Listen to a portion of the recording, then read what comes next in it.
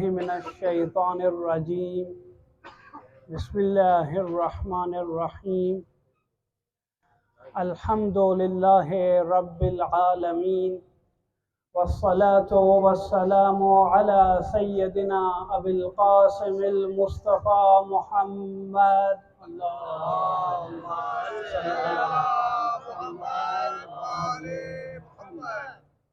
وعلى آلہ الطیبین الطاہرین المعصومین المنتجبین واللعنة الدائمة على أعدائهم أجمعين من الآن إلى قيام يوم الدين أما بعد فقد قال الله تعالى في كتابه المجيد بسم الله الرحمن الرحيم هو الذي بعث في الأميين رسولا منهم يتلو عليهم آياته ويزكيهم ويعلمهم الكتاب والحكمة وإن كانوا من قبل لفي ضلال مبين صلوات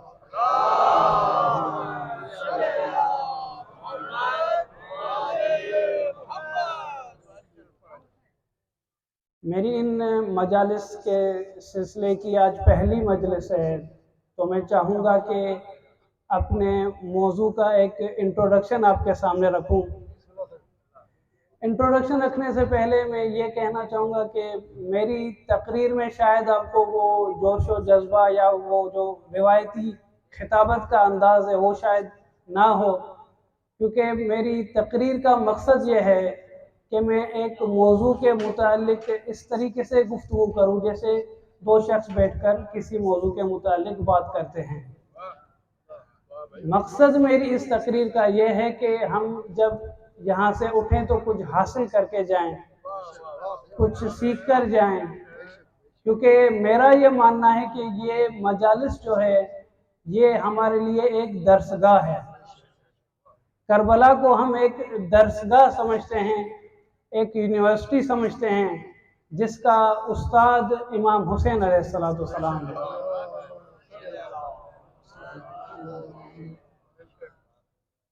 تو اس درسگاہ سے ہم کچھ حاصل کر کے جائیں، یہی میرا مقصد ہے، اور وہ میرے موضوع سے آپ کو یہ پتہ چلے گا۔ میرا جو موضوع ہے وہ ہے ہدف اہل بیت علیہ السلام، کیونکہ ہر عقل مند جب کوئی بھی کام کرتا ہے تو اس کام سے اس کا کوئی مقصد ہوتا ہے، کوئی ٹارگیٹ ہوتا ہے جہاں وہ یا پہنچنا چاہتا ہے یا پہنچانا چاہتا ہے۔ اور اسی طرح جب اہل بیت علیہ السلام کاوشیں کرتے ہیں، قربانیاں دیتے ہیں، جد و جہد کرتے ہیں، تو ان ساری قربانیوں کے پیچھے کوئی مقصد تھا جس کو وہ حاصل کرنا چاہتے تھے۔ اسی مقصد کو سمجھنے کے لیے میں نے اپنی ان مجالس کی جو تقاریر سیٹ کی ہیں وہ اسی موضوع کو سمجھنے کے لیے ہے، اور یہ ضرورت بھی ہے۔ ضرورت اس لیے ہے کہ ہم اس کا ثبوت آج کل معاشرے میں دیکھ رہے ہیں کہ ہمارا معاشرہ بد سے بدتر ہوتا جا رہا ہے، جس میں یہ نظر آ رہا ہے کہ ہم نے اس موضوع کو کہیں گم کر دیا ہے، اس موضوع کو کہیں ہم نے گم کر دیا ہے جس کو سمجھنے کی ضرورت ہے اور اس پر عمل کرنے کی ضرورت ہے۔ اس وجہ سے میں نے یہ ساری تقاریر سیٹ کی ہیں، اور اس جو موضوع ہے ہدف اہل بیت، اس موضوع کے اندر اتنی گسترش ہے، اتنا پھیلا ہوا ہے کہ اس کے ذیل میں کئی عناوین آتے ہیں۔ میں کوشش کروں گا کہ ہر تقریر میں ان ذیلی عنوانوں سے گفتگو کروں۔ مثلا ہدف اہل بیت علیہ السلام، جب ہم یہ مانتے ہیں کہ ولایت اہل بیت پیغمبر کی رسالت کا ایک تسلسل ہے، تو پھر ان کا ہدف وہی ہوگا جو پیغمبر کا ہدف ہوگا۔ تو اہل بیت کے ہدف کو سمجھنے کے لیے ہمیں ہدف رسالت سمجھنا ہوگا، اور جب ہم اس ہدف رسالت کو آیات اور روایات سے سمجھیں گے تو پھر اگلے مرحلے میں اس ہدف تک پہنچنے کے لیے ہمیں دین کی شناخت حاصل کرنا ضروری ہے۔ اس لیے میرا اگلا ذیلی عنوان دین شناسی ہوگا، اور پھر دین ایک ترکیب کا نام ہے، ایمان اور عمل کی ترکیب سے دین وجود میں آتا ہے۔ اس ایمان اور عمل کی ترکیب سے یہ معلوم ہوتا ہے کہ ایمان اصول دین کا پہ لانا ہے اور عمل فروع دین پہ کرنا ہے، اسی کا نام دین ہے۔ اور فروع دین میں سب سے جو اہم ترین فرع دین ہے وہ ہے ہماری اجتماعی ذمہ داری، جس کو امر بالمعروف اور نہی عن المنکر کہتے ہیں۔ یہ میری تیسری مجلس کا ذیلی عنوان ہوگا۔ اس کے بعد میں یہ بھی آپ کو بتانا چاہوں گا کہ اہل بیت جو ایک ہدف کا تعاقب کرتے ہیں وہ ایک خاص قسم کے شیعہ کو دیکھنا چاہتے ہیں۔ اس شیعہ کی خاصیتیں انہوں نے روایات کے اندر بتائی ہیں۔ تو پھر اگلا میرا ذیلی عنوان یہ ہوگا کہ شیعہ اہل بیت کی نگاہ میں کیسا ہونا چاہیے، اہل بیت کیا چاہتے ہیں کہ شیعہ کیسا ہونا چاہیے۔ اور پھر اس سے اگلا جو ذیلی عنوان ہوگا وہ ہوگا معرفت امام، کیونکہ جب تک آپ صحیح طریقے سے زمانے کے امام کی معرفت حاصل نہیں کر سکتے، آپ تب تک صحیح طریقے سے دین کو بھی نہیں سمجھ سکتے، اور جب تک دین کو نہیں سمجھ سکتے آپ صحیح طریقے سے اس ہدف کو بھی حاصل نہیں کر سکتے۔ تو میرا اگلا ذیلی عنوان ہوگا معرفت امام۔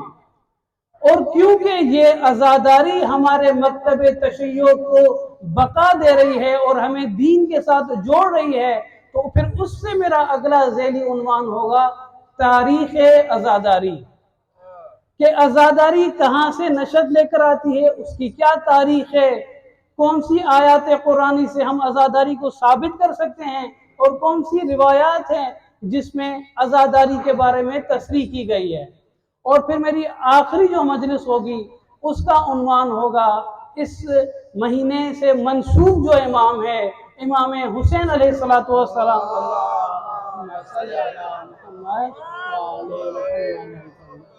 ان کا مقصد کیا تھا اس ساری قیام اور اس قربانی میں، وہ کس ٹارگٹ کو اچیو کرنا چاہتے تھے، وہ میرا آخری ذیلی عنوان ہوگا۔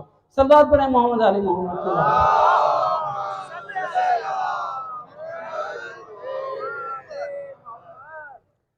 میں نے جو آیت خطبے میں جس کی میں نے تلاوت کی وہ سورہ جمعہ کی دوسری نمبر آیت ہے۔ میں ایک مختصر ترجمہ آپ کے سامنے رکھنا چاہوں گا۔ هُوَ الَّذِي بَعَثَ فِي الْأُمِّيِّينَ رَسُولًا، اللہ وہی ہے جس نے عرب میں سے ہی ایک رسول کا انتخاب کیا۔ اللہ وہی ہے جس نے عرب میں سے ہی ایک رسول کا انتخاب کیا، کس کے لیے؟ تاکہ یتلو علیہم آیاتہ، تاکہ وہ رسول ان پر آیات کی تلاوت کرے۔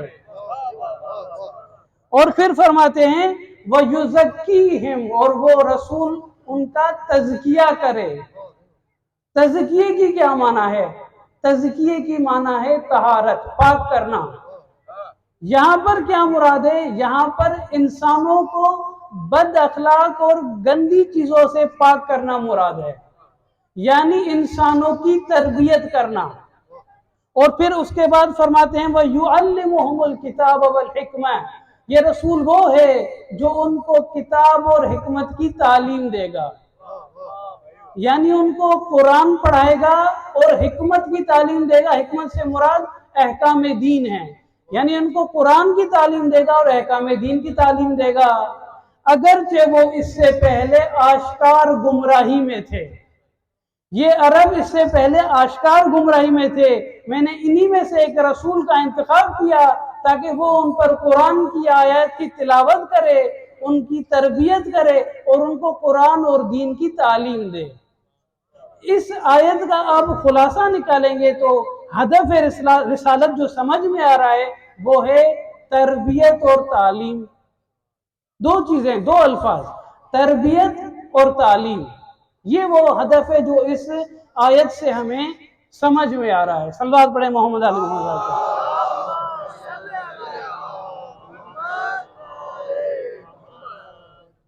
اچھا، علماء کی تعبیر ہدف رسالت کے بارے میں مختلف ہیں۔ مثلا کچھ علماء کہتے ہیں کہ ہدف رسالت جو ہے وہ ہدایت ہے۔ آپ غور کیجئے گا، میں نے جو نتیجہ نکالا آیت میں سے دو الفاظ، تعلیم اور تربیت، اور علماء کی ایک تعبیر ہدف رسالت کے بارے میں ہدایت ہے۔ شاید آپ پہلی نظر میں کہیں یہ تو تضاد ہے، وہاں پر تعلیم اور تربیت کی بات ہو رہی ہے، یہاں پر ہدایت کی بات ہو رہی ہے، تو اس کا جواب یہ ہے کہ کوئی تضاد نہیں ہے۔ ہدایت یعنی کیا؟ ہدایت یعنی کسی بھٹکے ہوئے شخص کو اس حق کا راستہ دکھانا اور صحیح راستہ دکھانا، باطل سے دور کر کے حق کی طرف رہنمائی کرنے کو ہدایت بولا جاتا ہے۔ تو یہ ہدایت کیسے دی جاتی ہے؟ یہ ہدایت دی جاتی ہے صحیح طریقے سے دین کی تعلیم دینے سے اور اس کی تربیت کرنے سے۔ تو یہ ہدایت وہی تعلیم اور تربیت ہے، صرف الفاظ کا اختلاف ہے۔ ایک اور تعبیر جو آیت اللہ خامنئی صاحب ایک اپنی کتاب جس کا نام ہے 250 سالہ انسان، 250 سالہ انسان، یہ کتاب کے نام میں ہی ایک معنی چھپی ہوئی ہے۔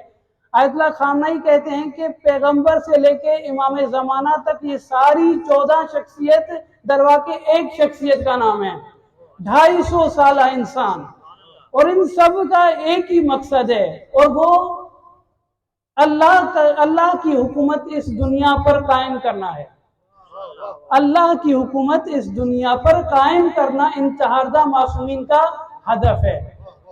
یہ جب آپ دیکھتے ہیں آیت اللہ خامنئی کی تعبیر، شاید آپ پھر سے کہیں تو یہ تو اختلاف ہے، تعلیم اور تربیت کہاں اور اللہ کی حکومت قائم کرنا یہ تو الگ تعبیر ہے۔ تو میں اس کا یہ جواب دوں گا کہ اللہ کی حکومت قائم کرنا ایک آئیڈیل سچویشن ہے اس ہدف کو حاصل کرنے کی۔ یعنی اگر آپ تعلیم اور تربیت کو حاصل کرنا چاہتے ہیں، لوگوں کو تعلیم اور تربیت دینا چاہتے ہیں، تو آئیڈیل سچویشن یہ ہے کہ آپ کے ہاتھ میں نظام ہو، آپ کے ہاتھ میں اللہ کی طرف سے قائم کردہ ایک حکومت ہو جس کے ذریعے آپ اس مقصد کو حاصل کر سکیں، جیسے کہ پیغمبر اکرم نے یہ ہدف حاصل کیا تھا، انہوں نے حکومت قائم کی تھی۔ امیر المومنین نے بھی اپنے آخری 4.5 سالوں کے اندر اس حکومت کو قائم کیا تھا۔ مولا حسن نے بھی 6 مہینے کے لیے اس حکومت کو قائم کیا تھا، لیکن مولا حسین کو تو موقع نہیں ملا حکومت قائم کرنا، یا باقی اہم اتھار کو تو موقع نہیں ملا حکومت قائم کرنے کا، تو کیا وہ اس ہدف کو چھوڑ دیں گے؟ وہ اس ہدف کو اپنی سچویشن کے مطابق حاصل کرنے کی کوشش کریں گے، جو کہ تعلیم اور تربیت ہے۔ جب مولا سجاد علیہ السلام کو حکومت قائم کرنے کا موقع نہیں ملا تو انہوں نے اپنے دعاؤں اور مناجات کے ذریعے لوگوں کی تربیت کی ہے، ان کو تعلیم دی ہے، اتنی مناجات اور دعائیں سکھائیں کہ صحیفہ سجادیہ وجود میں آ گیا۔ اس صحیفہ سجادیہ کے اندر جو انہوں نے معارف دین سکھائے ہیں، جو انہوں نے تعلیم دی ہے، جو تربیت کی ہے، دعاؤں کے ذریعے اس مقصد کو حاصل کیا ہے۔ اسی طرح باقی اہم اتھار اسی ہدف کو حاصل کرنے کے لیے مختلف سچویشنز کے ذریعے اس کو حاصل کیا ہے۔ جیسے کہ روایات میں ہے کہ یہ جو آئیڈیل سچویشن ہے حکومت بنانے کی، یہ سارے معصوموں کو نصیب نہیں ہوگی۔ ہاں انشاءاللہ آخر الزمان میں جب ہمارے امام زمانہ عجل اللہ تعالی فرجہ الشریف اللہم صلی اللہ علیہ محمد، وہ اس آئیڈیل سچویشن کو پوری بمعنی کامل اس کو امپلیمنٹ کریں گے اور حکومت قائم کریں گے اور اس دنیا میں عدل کو پھیلائیں گے۔ صلی اللہ علیہ محمد علیہ محمد۔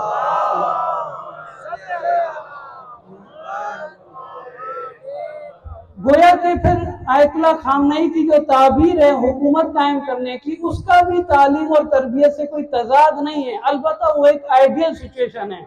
اسی طرح ایک اور تعبیر بھی ہے کہ ہدف پیغمبر یہ تھا کہ لوگوں کو کمال تک پہنچائے، کمال تک پہنچائے یعنی ایک ایسے مرتبے تک پہنچائے جہاں ان کے اخلاق برائیوں سے ختم ہو جائیں، جہاں ان کی عادات کے اندر حسن آ جائے، یہ ایک کمال کا مرتبہ ہے۔ اس تعبیر کا بھی کوئی تضاد نہیں ہے تعلیم اور تربیت کے ساتھ، کیونکہ اس کمال تک پہنچانے کے لیے بھی آپ کو تعلیم اور تربیت دینی پڑے گی۔ آپ دین سکھائیں گے، احکام سکھائیں گے، ان کے مطابق تربیت دیں گے تو وہ اس کمال تک پہنچیں گے۔ تو ان تعابیر کا، ان علماء کی تعابیر کا اس مذکورہ آیت کے ساتھ کوئی اختلاف نہیں ہے۔ اس آیت کے اندر میں کچھ نکات آپ کے سامنے رکھوں گا۔ اس آیت کا پہلا جملہ ہے جس میں بیان کیا جا رہا ہے کہ هُوَ الَّذِي بَعَثَ فِي الْأُمِّيِّينَ رَسُولًا، خدا وہی ہے جو امیین میں سے ہی ایک رسول کا انتخاب کرتا ہے۔ یہاں پہ ایک نقطہ سمجھنے کی ضرورت ہے کہ اگر لوگوں کے لیے کوئی ہادی مقرر کرے گا تو وہ خدا متعال ہے۔ اگر لوگوں کو کوئی رہنما عطا کرے گا تو وہ خدائے متعال ہے، لوگ اپنے لیے اپنا ہادی مقرر نہیں کر سکتے۔ جمہور کا یہ استحقاق نہیں ہے کہ وہ اپنے لیے ہادی مقرر کریں گے، منصب الہی پر بٹھانے والا صرف اور صرف خدا ہے، اسی نے ہی پیغمبر کو بٹھایا تھا، وہی اس کے بعد اس کے خلیفے کا انتخاب کرے گا۔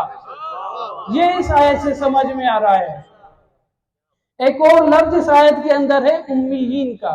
میں نے امیین کا جو ترجمہ کیا عرب کا ترجمہ کیا، لیکن امیین خود امی لفظ کا جمع ہے، اور امی لفظ کا کیا مطلب ہے؟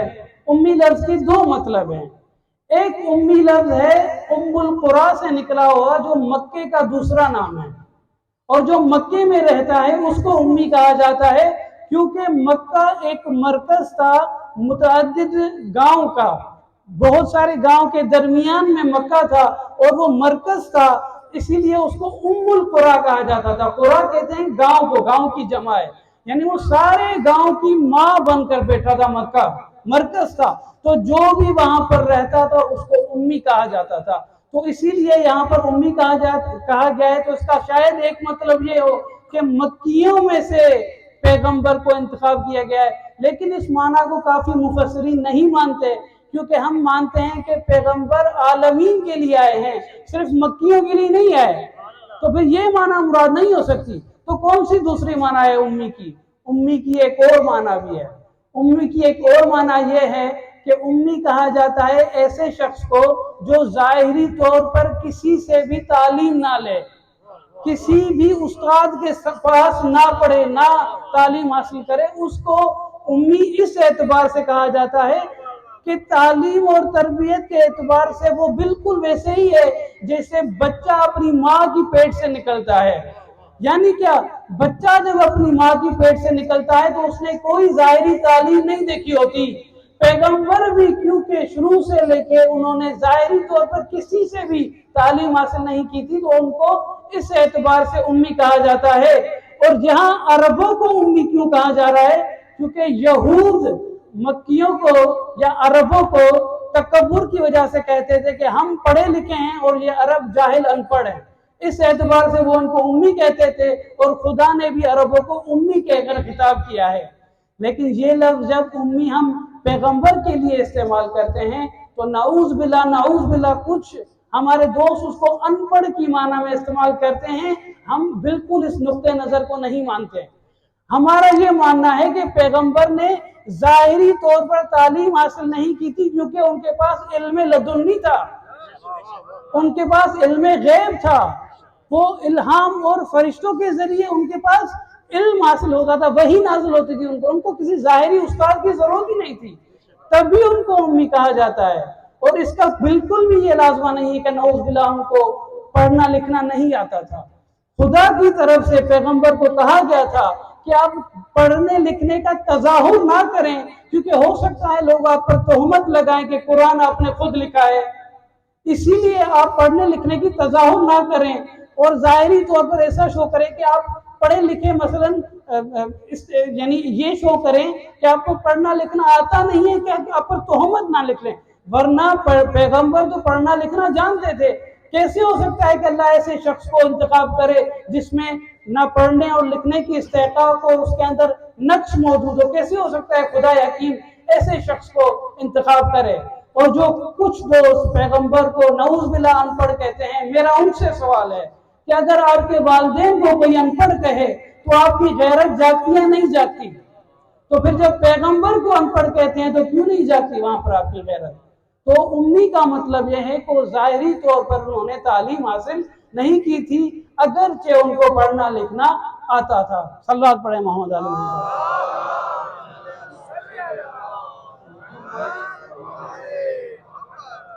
کیا دوسری آیات بھی ہیں جہاں پر ہدف رسالت بیان کیا گیا ہو؟ ایک اور آیت سورہ نحل کی 36 نمبر آیت، جس میں خدا فرماتے ہیں بسم اللہ الرحمن الرحیم وَلَقَدْ بَعَثْنَا فِي كُلِّ أُمَّةٍ رَسُولًا أَنِ اعْبُدُوا اللَّهَ وَاجْتَنِبُوا الطَّاغُوتَ فَمِنْهُمْ مَنْ هَدَى اللَّهَ وَمِنْهُمْ مَنْ حَقَّتْ عَلَيْهِ الضَّلَالَةُ۔ خدا فرماتے ہیں کہ بالتحقیق ہم نے ہر امت کے لیے ایک نبی کا انتخاب کیا، اور سارے انبیاء کی بات ہو رہی ہے، ہم نے ہر امت کے لیے ایک نبی کا انتخاب کیا. کیوں؟ کیونکہ وہ ان کو بتائے کہ صرف اللہ عبادت کے لائق ہے، کہ صرف اللہ عبادت کے لائق ہے، اور طاغوت اور شیطان سے پرہیز کریں. یہ وہی توحید کی تعلیم ہے کہ صرف اور صرف اللہ کی عبادت کرو اور شیطانیت کی پرستش سے دور ہو جاؤ. یہ توحید، یعنی یہاں اس آیت کے اندر مقصد رسالت توحید کو بیان کیا جا رہا ہے. اور پھر کہتے ہیں کہ پھر کچھ لوگوں نے ہدایت پا لی اور کچھ لوگ گمراہ ہو گئے. کچھ لوگ سمجھ گئے کہ اللہ ہی کی عبادت کرنی ہے اور کچھ لوگ نہیں سمجھے اور گمراہ ہو گئے. تو یہ جو ہدف یہاں اس آیت سے سمجھ میں آ رہا ہے توحید کی تعلیم ہے. اور اس کی ایک مؤید روایت بھی ہے حضرت ابو طالب علیہ السلام سے.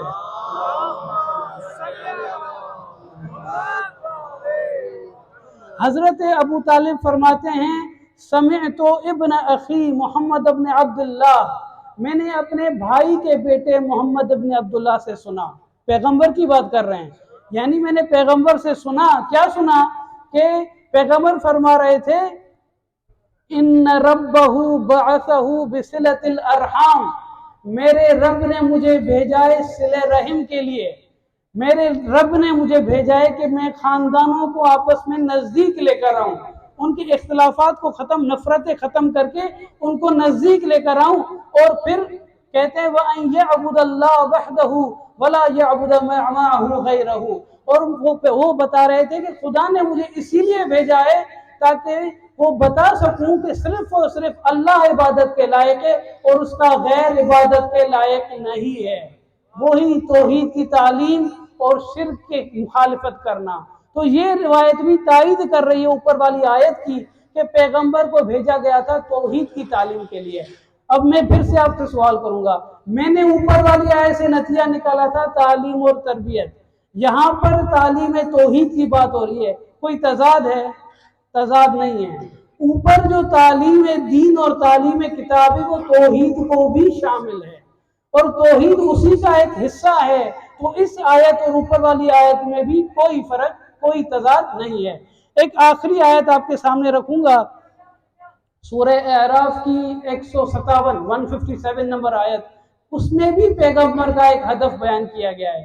بسم اللہ الرحمن الرحیم یأمرہم بالمعروف وینہاہم عن المنکر ویحل لہم الطیبات ویحرم علیہم الخبائث. پیغمبر وہ ہے جو لوگوں کو معروف کی طرف دعوت دیتا ہے، یعنی لوگوں کو واجبات کی طرف رہنمائی کرتا ہے، اور لوگوں کو منکر سے روکتا ہے، یعنی لوگوں کو حرام سے روکتا ہے. صرف یہی نہیں، پھر کہتے ہیں کہ وہ ہے پیغمبر، وہ ہے جو پاک چیزوں کو حلال کرتا ہے اور خبیث اور پس چیزوں کو حرام قرار دیتا ہے. یہاں سے سمجھ میں آ رہا ہے کہ ہدف رسالت امر بالمعروف اور نہی از منکر ہے. تو کیا یہ ہمارے اوپر والے اس نتیجے سے متضاد ہے؟ بالکل بھی نہیں. امر بالمعروف اور نہی از منکر بھی وہی تعلیم ہے، وہی دین کا سکھانا ہے.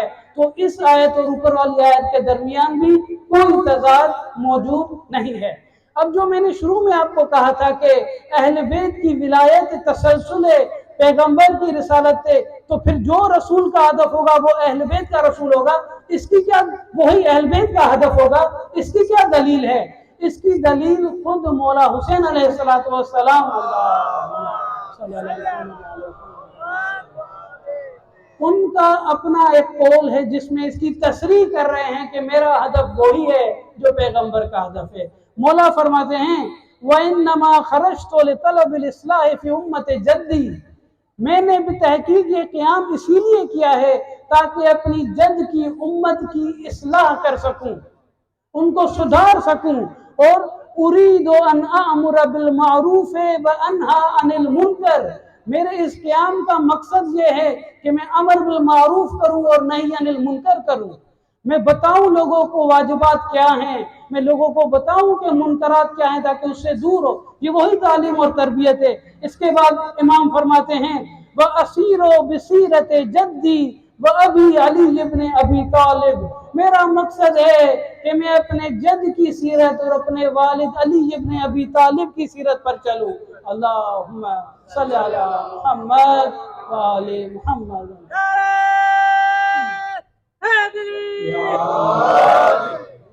یہ اسی ہدف کی تصریح ہے کہ میری سیرت اور میرا ہدف وہی ہے جو میرے نانا کا تھا، جو میرے والد کا تھا. یعنی ہم سب ایک ہیں. جیسے ہمارا عقیدہ ہے کہ اولنا محمد، اوسطنا محمد، آخرنا محمد وکلنا محمد. یہ چہارگاہ معصومین ایک انسان کی طرح ایک ہی مقصد کے پیچھے چلتے ہیں، اور وہ ہے تعلیم اور تربیت. صلوات پڑھیں محمد علیہ محمد.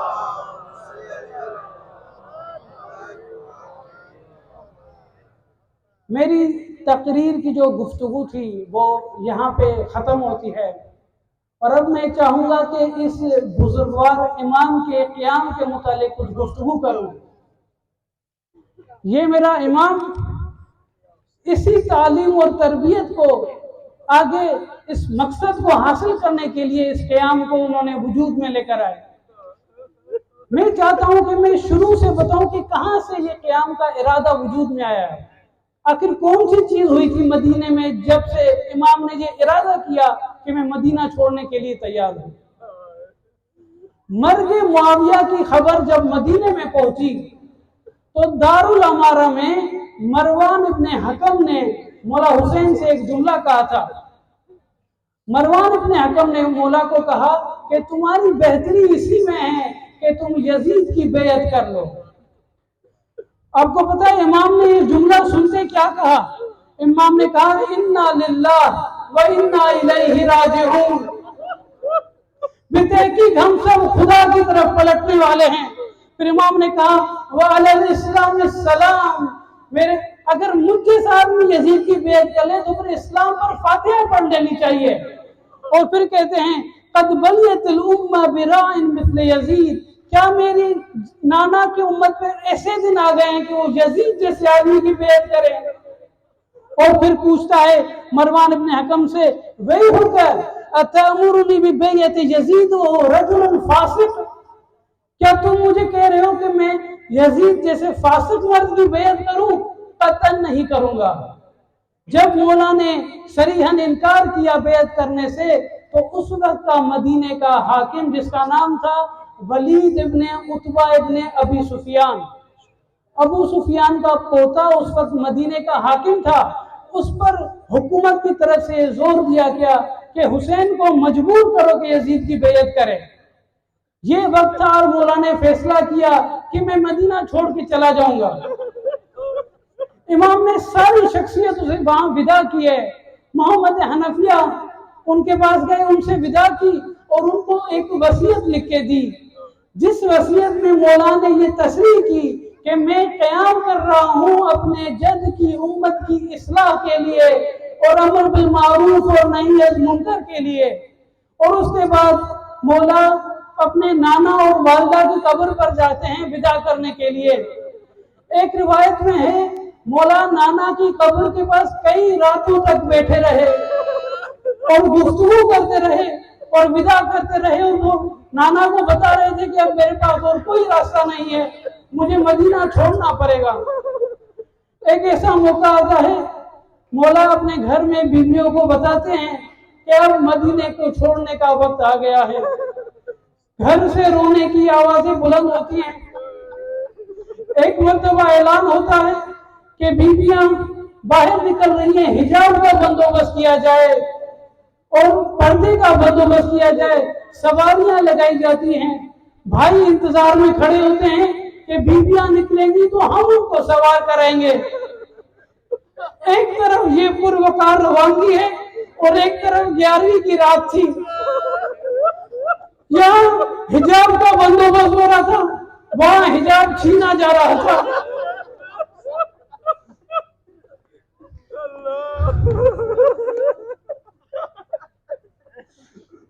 وہاں حجاب چھینا جا رہا تھا، یہاں بھائی سوار کرنے کے لیے انتظار میں کھڑے تھے، اور وہاں بی بی مقتل کی طرف امید بھری نگاہوں سے دیکھ رہی تھی کہ ہے میرا کوئی بھائی جو مجھے سوار کرا سکے. اللہ لعنت اللہ علی القوم الظالمین.